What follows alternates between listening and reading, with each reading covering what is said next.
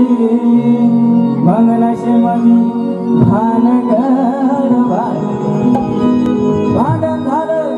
चौघ मला भिडली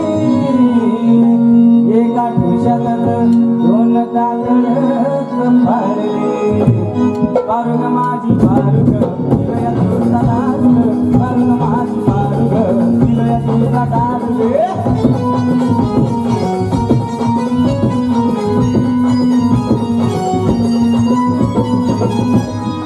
बाहेर जवा मला लोटलं